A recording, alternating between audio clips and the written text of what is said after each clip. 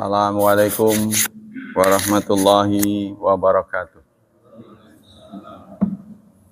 Innal hamdalillah nahmaduhu wa nasta'inuhu wa nastaghfiruh wa na'udzu billahi min syururi anfusina wa min sayyiati a'malina. May yahdihillahu fala mudhillalah wa may yudlil fala hadiyalah. Asyhadu an la ilaha illallah wa asyhadu anna Muhammadan abduhu wa rasuluh la nabiyya ba'dah. Allahumma salli wa sallim ala nabiyyina Muhammad sallallahu alaihi wasallam wa ala alihi wa sahbihi wa man sara ala nahjihi ila yaumiddin. Amma ba'd. Ikhwah, pagi ini kita akan belajar tentang hadis. Hadis ini diambil dari kitab Al-Jami' Al-Kamil. Nah, makna jami itu komprehensif, Al-Kamil sempurna. Sempurna menurut penulisnya. Fil hadisis sahih asy-syamil. Tentang hadis sahih asy-syamil yang meliput. Jadi menurut beliau hadis-hadis ini bisa mewakili seluruh hadis-hadis yang setidaknya beliau kuasai. Ini ditulis oleh Dr. Abi Ahmad Muhammad Abdullah Al-A'zami. Beliau adalah dosen Fakultas Syariah, ya, Fakultas Hadis di Madinah Munawwarah, serta seorang pengajar di Masjid Nabawi. Kemungkinan besar beliau masih hidup. Ya, jadi kita kan seakan-akan berhutang untuk belajar hadis. Hadis yang akan kita pelajari terlalu banyak. Kutubus Sittah 6 jilid, 6 judul, jilidnya itu boleh jadi banyak. Nah ini kalau disatu-satuin bakalnya makan waktu, maka kita cari buku yang meliputi semuanya. Mudah-mudahan kita termasuk orang yang orang yang merupakan bagian dari apa yang disampaikan oleh Rasulullah. Aku tinggalkan 2. Kamu tidak akan sesat selamanya sepanjang berpegang pada 2 pusaka, yaitu kitab Allah dan sunnatur Rasulillah. Nah itu ya.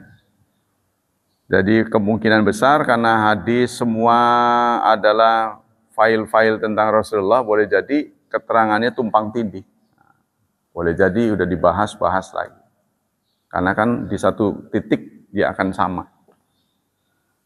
Tapi hadis yang ditulis oleh beliau ini tidak ada penjelasan. Makanya penjelasannya itu harus diambil dari keterangan lain, yaitu dari Dororus Saniyah, sebuah lembaga hadis yang mungkin tidak dibukukan, adanya di online.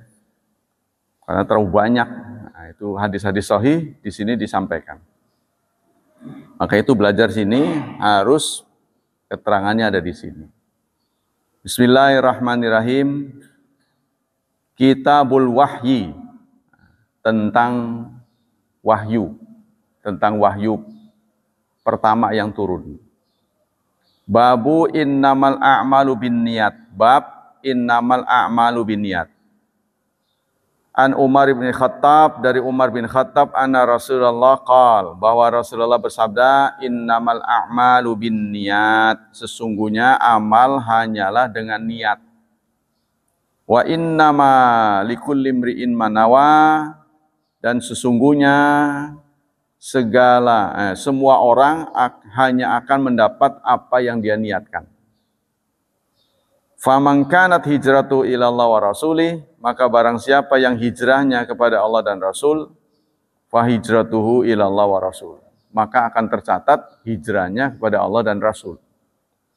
Wa man kanat hijratu ila dunya, barang siapa yang hijrahnya niatnya dunia, yusibuha, maka dia akan mendapatkan dunia.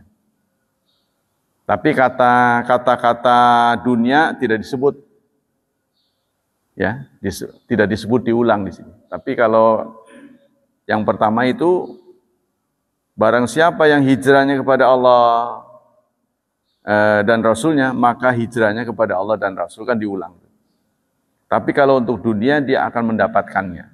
Maksudnya tidak disebut, barang siapa yang hijrahnya ke dunia, maka dia dapat dunia. Kenapa nggak disebut dunia? Karena nuansanya jelek. Barang siapa yang niat hijrahnya untuk dunia, itu kan tidak baik. Maka dia hanya mendapatkan dunia. Atau hijrahnya demi perempuan, maka dia akan berhasil menikahinya. Maka hijrah seseorang tergantung apa yang dia hijrahi, targetnya apa. Jadi walaupun kulitnya agama, tapi kalau ada sesuatu yang dia niatkan bukan karena agama, maka itulah yang dia peroleh, dicatat oleh Allah. Ya, makanya kita sholat, ikut mensalati jenazah, insya Allah bukan karena apa-apa, karena Allah Subhanahu wa Ta'ala. Tapi kalau kita datang demi amplop, maka amplop itulah yang dia dapat. Begitu maksudnya. Ya. Kalau kita datang demi Allah, nah, kemudian kita mendapat, katanya efek samping lah, keberkahan, kenyamanan, yaitu sudah hal yang wajar. Tapi kalau itu targetnya, maka itulah yang didapat. Nah, muttafaqun alaih. Hadis ini termasuk muttafaq alaih. Hadis muttafaq alaih itu definisinya ada dua. Pertama, hadis yang dirawikan oleh Bukhari dan Muslim. Serentak ya. Tapi ada juga yang mengatakan diriwayatkan oleh tiga, yaitu Bukhari, Muslim, dan Ahmad. Itu yang disebut muttafaqun alaih. Bukhari menulis hadis ini fi kitabi bad'il wahyi, permulaan turunnya wahyu. Pasti sudah diungkapkan oleh ustadz yang ngajar di hari Ahad ya, karena itu kan Fathul Bari kan, Sahih Bukhari itu. Pasti ini sudah ada. Dari Humaid Abdullah bin Zubair, qal haddatsana Sufyan, ini beritanya dari Humaid Abdullah bin Zubair. Menceritakan kepada kami Sufyan, menceritakan kepada kami Yahya bin Sa'id al-Ansari, mengkhabarkan kepadaku Muhammad bin Ibrahim at-Taimi, annahu sami Alqamah bin Waqqas al-Laitsi. Dia mendengar dari Alqamah bin Waqqas al-Laitsi. Yaqul, dia berkata, aku mendengar Umar bin Khattab bicara di atas mimbar. Nah, apa yang diucapkan oleh Umar bin Khattab? Sami'tu Rasulullah yaqul. Aku mendengar Rasulullah bersabda. Semua hadis yang diawali dengan kata aku mendengar, itu hadis yang KW1. Ya, jadi sangat kuat. Nah, jadi rupanya tradisi sahabat dalam merekam apa yang berasal dari Rasulullah itu mengutamakan pendengaran. Aku mendengar. Ya. Nah, dengar itu kan suara. Suara itu dirubah dalam bentuk tulisan. Pasti ada yang hilang. Ya kan? Coba Pak Hilman dengar, saya mendengar burung berkicau. Kan kicauannya nggak disampaikan. Pasti nggak pas. Nah, inilah sisi-sisi yang tidak mungkin bisa direkam dengan tepat. Kalau sekarang sih mungkin aku mendengar langsung tuh suaranya. Ya, karena ini aku mendengar ini suara. Kok yang kita terima tulisan? Nah, begitu kan? Nah ini. Kemudian Bukhari juga memberitakan hadis ini dalam iman. Muslim menceritakannya dalam jihad dan perjalanan Rasulullah. Semuanya berdasarkan dari Abdullah bin Musallamah bin Qa'nab. Dia berkata, haddatsana Malik dari Yahya bin Sa'id, menceritakan kepada Malik dari Yahya bin Sa'id dengan isnadnya. Kedua lafaz ini sama bentuknya. Ghaira anna fi Muslim, tetapi dalam Muslim tulisannya begini, innamal a'malu bin niat. Sesungguhnya amal-amal hanyalah dengan niat. Niatnya ini tidak panjang. Kalau dalam Bukhari panjang, bin niat. Sesungguhnya amal-amal dengan niat-niat. Nah, kalau Muslim dengan niat, kan rada saru tuh, ya. Amal itu dengan niat, itu sudah beda. Amal itu dengan niat, nah, beda itu. Jadi beda panjang tuh beda arti. Paling tidak dalam bahasa Arab ini lebih panjang, maknanya lebih banyak, ganda. Jadi sesungguhnya amal dengan niat-niat, beberapa niat. Ya, jadi terselip dalam terinspirasi dari hadis ini, satu perbuatan bisa niatnya banyak. Kekayaan niat itulah yang menggandakan pahala kita. Contohnya saudara-saudara, katakanlah nongkrong di masjid ini, bahasa anak mudanya. Ngapain nongkrong? Oh, saya berniat karena Rasulullah bersabda, teladan Rasulullah, setiap pagi beliau jarang keluar masjid sampai terbit matahari. Lalu dilanjutkan dengan sholat isyraq. Nah, itu saya dengar ada hadisnya.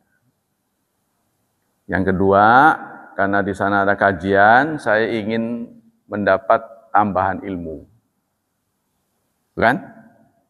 Yang ketiga, saya ingin berjumpa dengan teman-teman.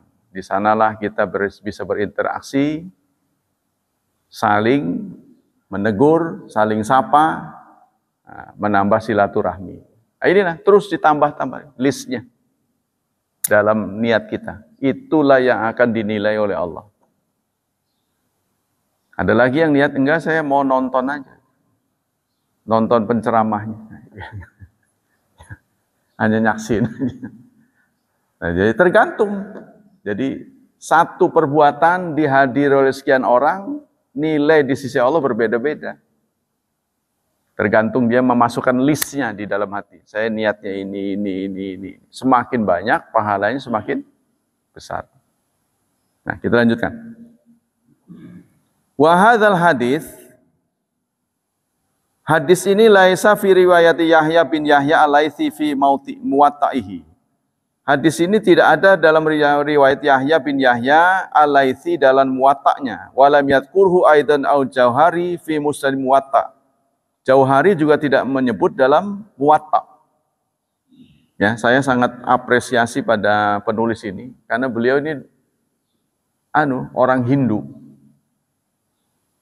Orang yang berasal dari India, ini pengarang. Lalu dia masuk Islam, dilanjutkan dengan kuliah, bisa kuliah gitu, sampai mencapai gelar doktor.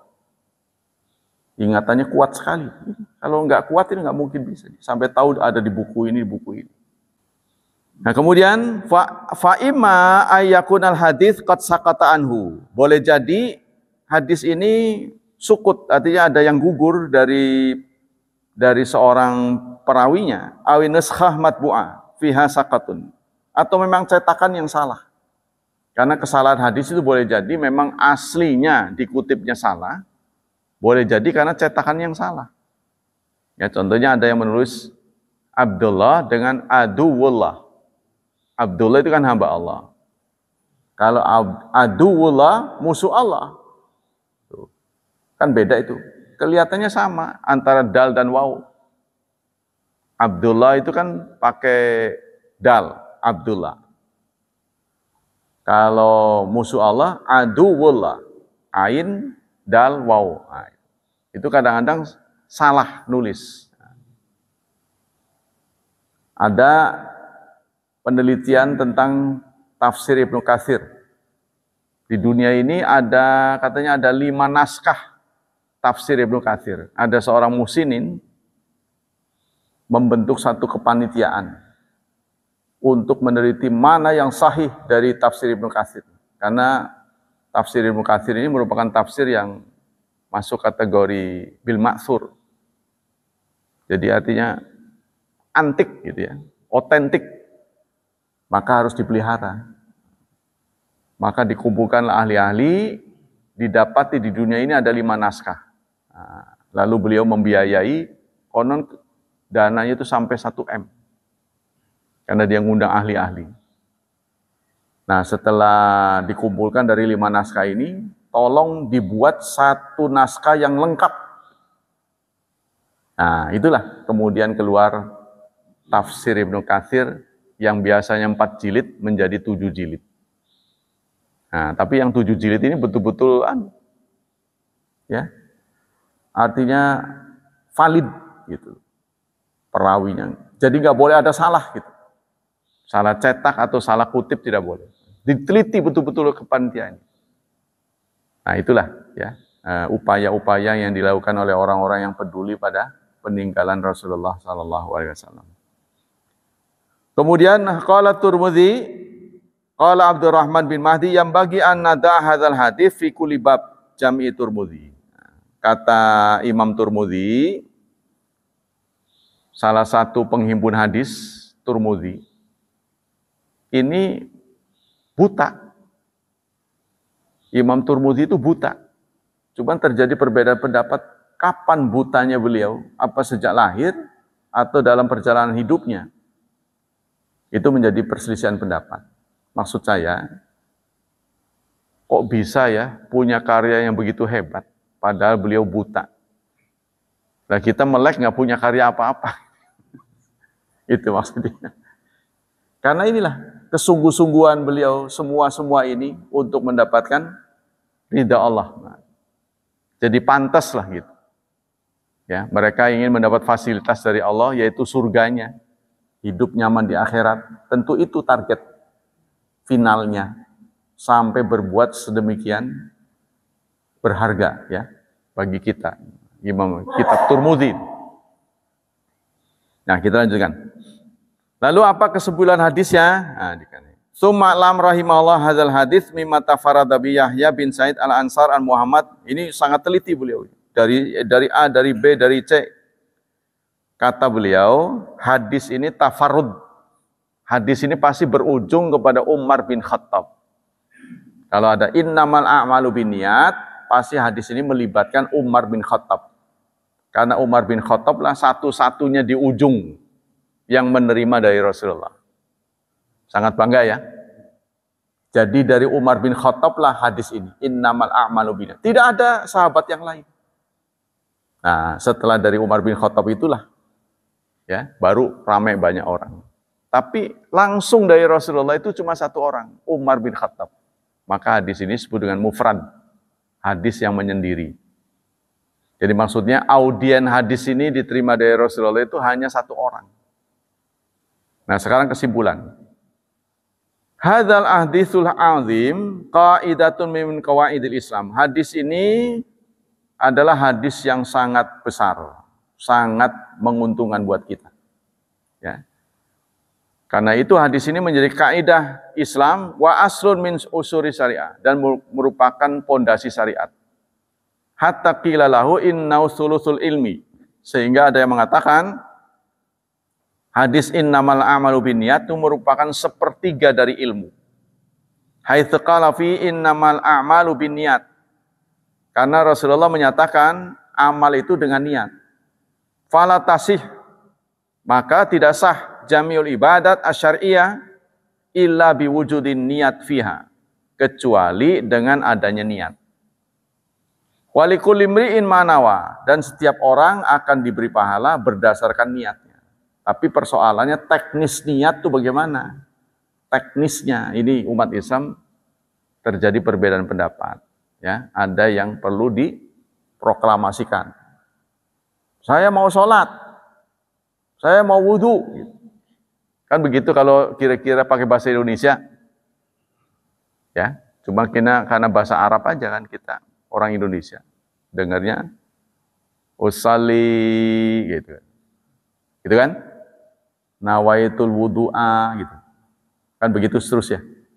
Kalau itu didengar oleh orang Arab kan nggak beda dengan kita orang Indonesia mendengar, saya mau sholat, saya mau wudhu, kan gitu. Andai kan dari ujung sana ke ujung sini semuanya begitu, saya mau sholat, saya mau sholat. Mungkin yang ketiga saya juga begitu. Jadi ini tidak ada petunjuk dari Rasulullah sebenarnya. Niat itu adalah gerak hati. Nah, jadi perbuatan hati, ya, seperti kita berkeyakinan. Kan saya nggak perlu sampaikan saya berkeyakinan, gitu kan? Nah, kita lanjutkan. Wal amalu adiyah. Kata ini wahadzal hukmu amun fi jamil amal minal ibadat wal muamalah wal amali adiyah. Faman qasada bi amali manfaatan dunyawiyatan lam yanal illa tilkal manfaat. Jadi barang siapa yang niat di hatinya targetnya duniawi, maka dia tidak mendapat ukhrawi. Walau kana ibadatan, walaupun berbentuk ibadah. Inilah katanya gara-gara adan ini untuk membedakan tradisi dengan ibadah. Kira-kira kalau tanya, kenapa sampai mandi? Ah, ini saya kan mau kumpul banyak orang, sholat berjemaah. Sunnah kita kalau mau kumpul itu, jangan menyusahin orang ya, dengan meninggalkan bau-bau yang menyengat. Gitu. Ah, sunnah. Dapat pahala. Tapi kalau ya panas saya dia, itu karena itu gerak alamiah, tidak dapat pahala. Gitu. Ya, niat ini. Ya. Waman kasada bi amalihi at-taqarrub ilallah, kata Syekh Utsaimin mah. Kalau bisa saat kita menjalani ibadah, kita ingat Quran dan hadisnya. Contohnya kita mau wudu, kita teringat surat 5 ayat 6. Ya ayyuhalladzina amanu idza qumtum ila shalah faghsilu wujuhakum. Jadi kita tanya sendiri, jawab sendiri. Kamu mau apa? Tanya sendiri, jawab sendiri. Nah, saya mau wudhu. Siapa yang nyuruh? Ada ayatnya. Nah, itu baru dapat pahala. Gitu tuh. Bukan jangan dikerasin. Kalau dikerasin itu gimana itu? Ngomong sendirinya udah ngamplong. Mau apa? Nah, saya mau wudhu lah. Kan saya mau sholat. Idza qumtum ila shalah faghsilu wujuhakum. Mana dasarnya? Kita bisa hadirkan, kata Syekh Utsaimin, itu baru mendapat pahala. Berarti kita harus banyak belajar ya, jadi ada dalil-dalilnya. Nala min amali masubah wal ajra, walau kana amalan adian. Sebaliknya, kalau tadi itu kan ibadah, ada perintahnya wudu ya. Jadi itu ajaran Islam. Tapi kita niatnya hanya refleks saja, ya refleks, nggak dapat pahala. Tapi sebaliknya, bagaimana kalau bukan ibadah, tapi niatnya ibadah? Contohnya tadi mandi karena panas. Nah, terus apalagi kita ingin berkunjung ke rumah sahabat kita, teman kita. Kita teringat ya bahwa kita juga dianjurkan bersilaturahmi, itu kan? Wattaqullaha alladzi tasaaluna bihi wal arham alladzina yanquduna ahdallahi min ba'di mitsaqih wa yaqta'una ma amara Allah bi ayyusal, dan memutuskan silaturahmi itu dilarang oleh Allah. Jadi saya harus nyambung. Padahal kita hanya berkunjung kepada teman kita, maka itu dapat pahala. Jadi gerak biasa pun walaupun bukan ada ajaran Islam, kalau niatnya ibadah maka dapat pahala. Seperti makan lah. Ya, Islam nggak Islam kan tetap makan. Tetap melakukan aktivitas makan dan minum. Tapi kita ingat, kulu washrobu, ada perintahnya. Suruh makan dan minum. Nah, kita makan dan minum niatnya begitu, dapat pahala. Jadi dengan mempelajari niat ini, kita dapat seseran pahala banyak sekali. Tidak ada satu kegiatan yang kita lakukan di dunia ini, semuanya dapat pahala karena kita tahu, oh begini. Nah itu. Fabayyana anna man qasada bi hijrati imtisala amri rabbi wa ibtigha mardati wal firar bidinihi minal fitan fa hijratu hijratun syar'iyyah maqbulah inda Allah taala wa yusabu alaihi li sidqi niyyatihi. Jadi barang siapa yang pergi meninggalkan Mekah menuju Madinah, niatnya untuk bergabung bersama Rasulullah dan agar menjalankan Islam dengan nyaman karena di Mekah diganggu terus, maka hijrahnya itu bernilai pahala. Karena di rombongan hijrah itu ada yang niatnya bukan itu. Jadi Rasulullah sekaligus mengungkapkan ini nyindir. Jadi ada orang yang dulunya udah dedemenan, ceritanya gitu. Perempuannya hijrah. Wah, kamu meninggalkan aku? Tuh kan, dia udah ke sana duluan. Lalu dia nulis surat si perempuannya itu. Kalau kamu betul-betul mencintaiku, kamu harus hijrah pindah ke sini. Kita hidup di sini. Nah, Rasulullah tahu. Nah, maka beliau nyindir, yang hijrahnya demi cewek, nah, dia akan dapat ceweknya. Begitu singkatnya.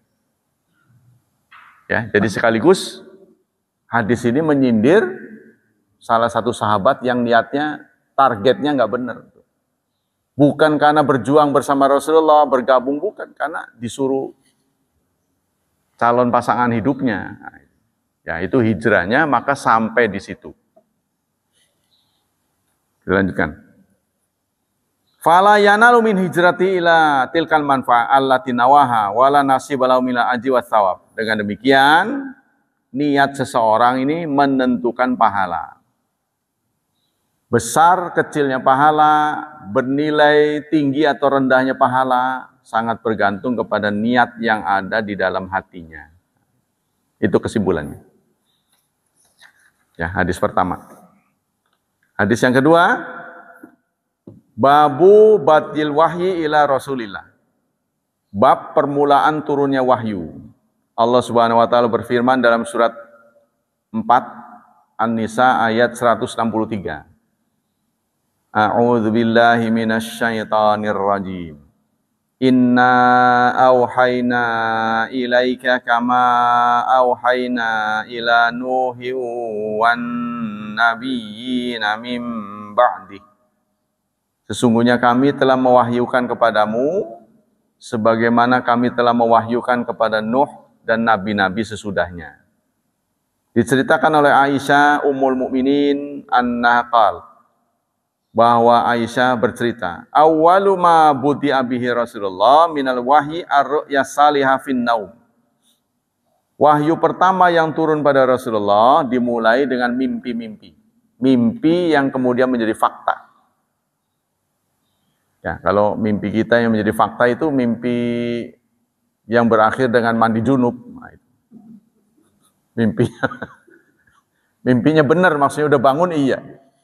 Kalau mimpi apa gitu ya, belum tentu dia bangun, dia dapati apa yang ada di dalam mimpi gitu. Atau mimpi buang air kecil, kenyataan, wah spraynya basah.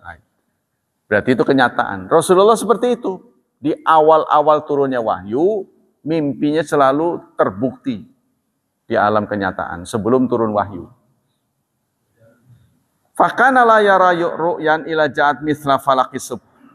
Beliau tidak melihat, ya, tidak melihat artinya tidak mimpi kecuali seperti falaqis subh, seperti fajar menyingsing di pagi hari. Summa hubbiba ar-ru'a, summa hubbiba ilaihi al-khala. Setelah kejadian mimpi-mimpi yang terwujud dalam alam kenyataan, ya, kemudian beliau sering menyendiri ke Gua Hira. Beliau menyendiri ke Gua Hira. Wa kana yakhlu bi ghari Hira'in. Katanya jaraknya ini sekitar 5 kilo katanya, dari rumah beliau. Gua Hira tuh. Ya. Beliau sering menyendiri di Gua Hira, fayatahannas. Lalu beliau tahanus. Nah, tahanus itu kontemplasi, merenung sendiri, berpikir, ibadah, pokoknya ibadah tapi sendirian. Ya, dan sampai nginep Di Gua Hira itu sampai nginep, jadi nggak pulang. Artinya kalau istilah di masjid iktikaf. Tapi di Gua Hira, bukan di masjid. Zawatil adat, dan itu bermalam-malam, artinya malamnya bukan satu malam saja, ya. Berkali-kali beliau ke sana nginep. Qabla ayanzi'a ila ahli, sebelum pulang ke rumah keluarganya. Wa yatazawadzil ladzik, bahkan beliau nyangu ke Gua Hira itu sambil nyangu, bawa makanan dan minuman. Ya, karena kita tahu kalau di tempat yang gersang nggak ada warung kan? Ya, kalau haus bagaimana? Jadi sambil bawa makanan dan minuman, snack. Summa yarji ila Khadijah, kemudian beliau pulang ke Khadijah. Nanti berapa malam ke situ lagi. Fayatazawaj limithliha hatta ja'al haq wa huwa fi ghairi Hira, sampai di suatu malam, ya, beliau sedang ada di Gua Hira, faja'ahul malak, datanglah malaikat. Nah, lalu malaikat itu berkata, "Iqra", bacalah. Qal, Nabi menjawab, "Ma'ana biqari", saya nggak bisa baca. Qal fa akhadhani, lalu malaikat mengambil aku, maksudnya ditarik, faghattani, lalu didekatkan, dikekep gitu. Jadi didekatkan. Hatta balagha minil juhdu, sampai ngap katanya. Sampai ngap, didekap oleh malaikat. Summa arsalani, kemudian aku pun dilepas. Faqal ikra, lalu malaikat itu berkata lagi, bacalah. Aku kembali jawab, ma'ana biqari, saya nggak bisa baca. Ya memang karena nggak sekolah kan, saya nggak bisa baca. Fa'akhadhani, lalu kembali malaikat mengulangi sikapnya tadi. Aku ditarik, kemudian dikekep untuk kedua kali. Hatta balagha minal juhdu, sehingga sampai ngap, kemudian dilepas lagi. Kembali malaikat itu mengatakan, "Iqra", fakultu, lalu aku mengucapkan, "Ma'ana biqari", untuk ketiga kalinya. Faqal, lalu Jibril mengucapkan, "Iqra bismi rabbikal ladzi khalaq, khalaqal insana min 'alaq, Iqra wa rabbukal akram, alladzi 'allama bil qalam, 'allamal insana ma lam ya'lam." Turunlah ayat itu. Jadi apa yang dimaksud oleh malaikat Jibril ini? Baca. Ini suruh baca atau suruh mengulangi kata baca? Karena awal wahyu ini kan baca. Bacalah. Saya nggak bisa baca. Bacalah. Gitu kan? Nah, isi wahyunya ini kata baca gitu loh. Maksudnya suruh ngomong baca gitu. Bukan suruh membaca. Bacalah. Saya nggak bisa baca. Tarik. Baca. Saya nggak bisa baca. Kekepin lagi. Nah, baru ketiga. Bacalah dengan nama Tuhanmu. Maksudnya suruh niruin. Gitu ya. Jadi untuk mengucapkan kata baca, bukan suruh baca. Karena malaikat Jibril kan nggak nyorongin tulisan. Nih, baca. Bukan begitu. Baca ya, tulisannya mana kan begitu. Kalau gitu. Suruh baca, mana bacaannya? Kalau kita ya, baca. Iqra bismi rabbikal ladzi khalaq. Bacalah dengan nama Tuhanmu yang menciptakan. Yang telah menciptakan manusia dari alaq. Alaq ini kalau dalam terjemahan Departemen Agama itu artinya apa itu? Dari apa? Bacalah dengan nama Tuhanmu yang telah menciptakan manusia dari alaq, dari darah, dari segumpal darah. Dan ini dikoreksi oleh ahli tafsir. Kalau proses kejadian manusia darah itu bukan awal, bukan tahap awal. Karena tahap awal manusia itu seperti yang disampaikan dalam surat Al-Dahr, surat Al-Insan, surat 76.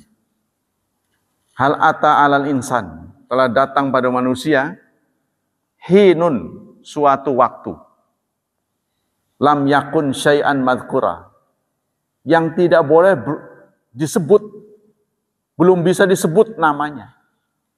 Jadi datang dalam periode kejadian manusia, manusia belum disebut manusia. Apa itu? Maka itulah yang disebut dengan, kata orang itu, spermatozoa. Kan bukan manusia itu. Datang dalam periode kejadian manusia, manusia belum berupa manusia. Maka ada hadis Rasulullah, at-ta'anni, at-ta'jil minasyaitan, tergesa-gesa dari setan, wa ta'anni minar rahman. Sementara pelan-pelan, ya, artinya dengan perhitungan, itu berasal dari Allah. Illa min salasin, kecuali 3 hal. Kalau 3 hal ini dituntut tergesa-gesa. 1, saya nggak tahu urutannya ya, lupa urutannya. 1, salat apabila tiba waktunya. Kecuali Isya. Kalau Isya itu sunnahnya agak lambat kan. Tapi kita kan nggak bisa begitu. Kalau lambat ya nggak dapat berjemaah. Ya makanya kita ikut awal waktu. Jadi Rasulullah membiasakan sholat Isya itu nggak awal waktu. Tapi kira-kira udah wayahnya tidur tuh, baru ditegakkan sholat berjemaah. Ya mungkin kalau kita kapan tidur jam 9 mungkin ya. Kira-kira cocoknya jam 9, Isya itu. Tapi kalau begitu kan kita praktekin, kita nggak dapat berjemaah kan. Jadi kira-kira sholat Isya itu yang terbaik, sudah bakalnya nggak ngomong lagi. Gitu. Sudah nggak bicara lagi itu kapan? Pokoknya udah hampir tidur lah gitu. Nah, nanti bangun lagi, ibadah lagi gitu maksudnya, tahajud. Jadi menjelang tidur diakhiri dengan komunikasi dengan Allah, awal bangun komunikasi dengan Allah, yaitu tahajud. Itu keinginan dalam syariat seperti itu. Nah, 1 ya, sholat apabila tiba waktunya, on time. Yang kedua, janazah, jika sudah dipastikan kematiannya. Jangan baru ngap-ngapan dibawa, baru ngap-ngap dibungkus sekalian, tekek. Ya, dipastikan sudah mati. Itu yang kedua. Yang ketiga, gadis apabila sudah dewasa, cepat nikahkan. 3 hal ini kan. Dituntut buru-buru. Kalau tidak segera buru-buru, maka akan terjadi fitnah. Kalau udah diusung jenazah itu, nggak boleh stop, nggak boleh berhenti. Jadi kalau dia orang baik, dia akan mengatakan qaddimuni, qaddimuni, si jenazahnya nih, si arwahnya. Segera, segera. Gitu. Dia kepengen dicepetin. Nah, tapi kalau jenazahnya itu tidak baik, rohnya tidak baik, dia akan mengatakan, aina, kemana engkau bawa aku? Kemana ini? Mau dibawa kemana saya ini? Nah, kita lanjut. Selanjutnya, faraja biha Rasulullah. Maka Rasulullah setelah mendapat wahyu surat 96 ayat 1-5, beliau pun pulang. Terlihat sekali ini daging antara ini? Sini apa namanya? Pundak dan leher ini bergerak-gerak begitu. Itu yang dilihat oleh keluarga beliau. Kenapa bergerak-gerak? Menggigil beliau. Jadi orang menggigil kan kelihatan. Ketakutan. Karena ini Pak Jibril waktu menurunkan wahyu ini kayaknya belum lancar atau bagaimana.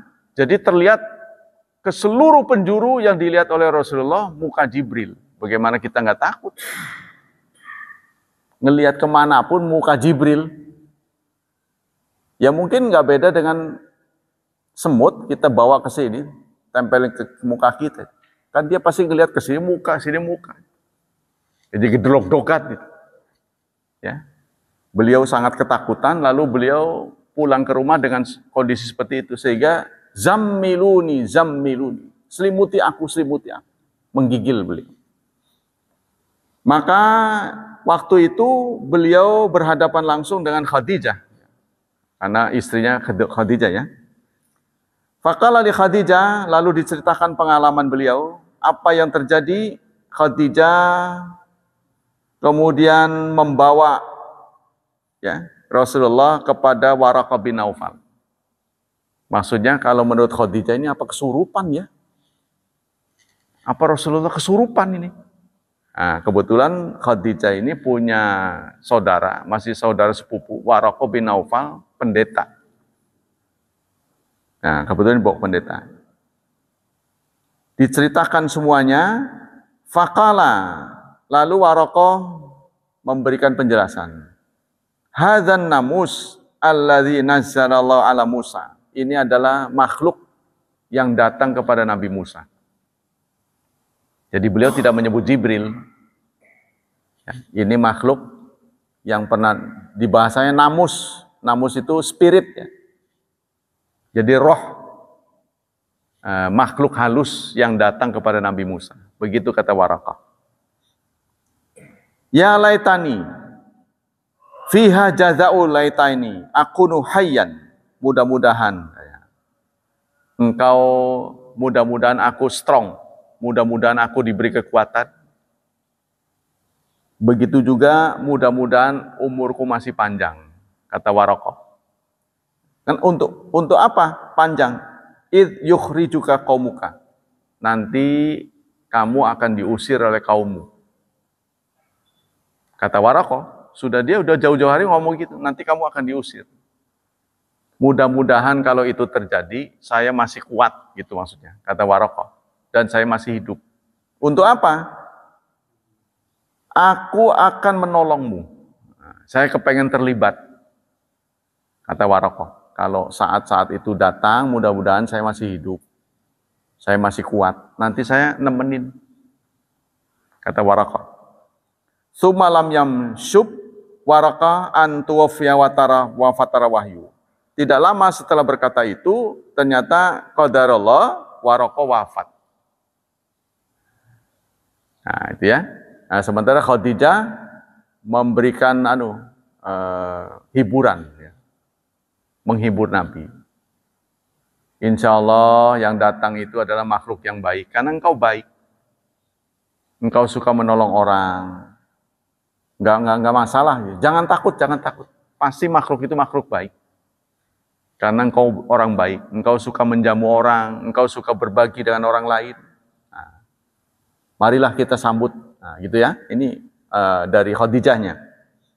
Hadis ini muttafaq alaih. Apa kesimpulan dari yang kita pelajari hari ini? Sebagai berikut.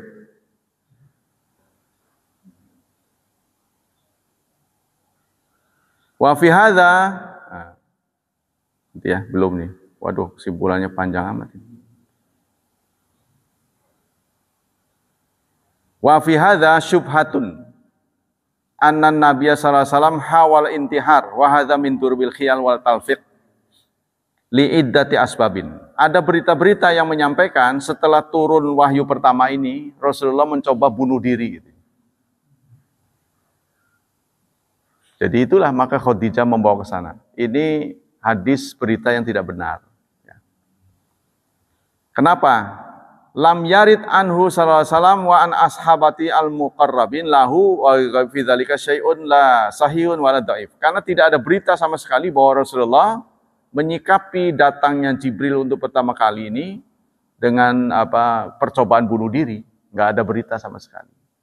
Jadi apa yang diteriakkan oleh media-media barat untuk menyudutkan Rasulullah ini tidak berdasar.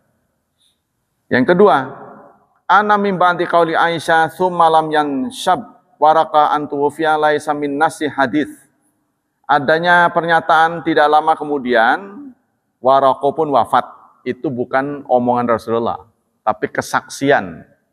Ya, kesaksian dari Zuhri yang menceritakan ternyata Allah menakdirkan lain, jadi seorang ahli sejarah, bukan omongan Rasulullah. Tidak lama kemudian Waraqah wafat.